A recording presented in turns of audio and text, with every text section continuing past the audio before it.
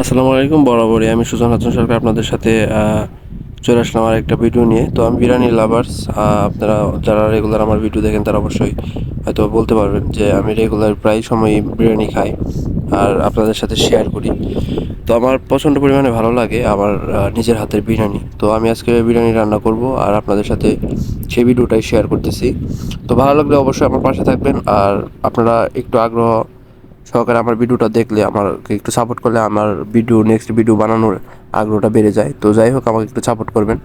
তো আমি বিরিয়ানি রান্না করার জন্য বরাবরই সব কিছুই আমার কাছে রেডি।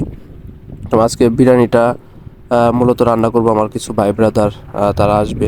তো সকলে মিলে একসাথে বিরিয়ানি খাবো এই ভেবেই আমরা আজকে বিরিয়ানি রান্না করার কাজে লেগে গেছি।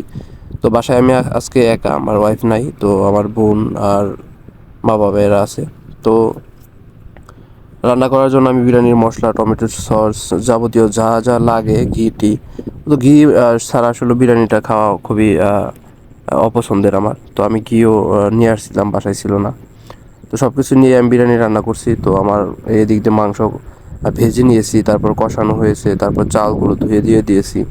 এখানে আমি 2 কেজি চাউল নিয়েছি। তো আমার 4 লিটার পানি দিতে হবে আর এই ঘিটা আমি ইউজ করছি। তো আমার রান্না শেষ, এই যে আমার বিরিয়ানি। তো আমি খাওয়ার জন্য প্রথমেই বসে পড়েছি। তো সকলে আসলে পরে আবার খাওয়া যাবে, যেহেতু আমি বিরিয়ানি লাভার্স। তো আমার পক্ষে 2-4 প্লেট বিরিয়ানি খাওয়া কোনো কষ্টের ব্যাপার না। তো সবাই ভালো থাকবেন, সুস্থ থাকবেন। নেক্সট ভিডিওতে আবার দেখাবেন ইনশাল্লাহ।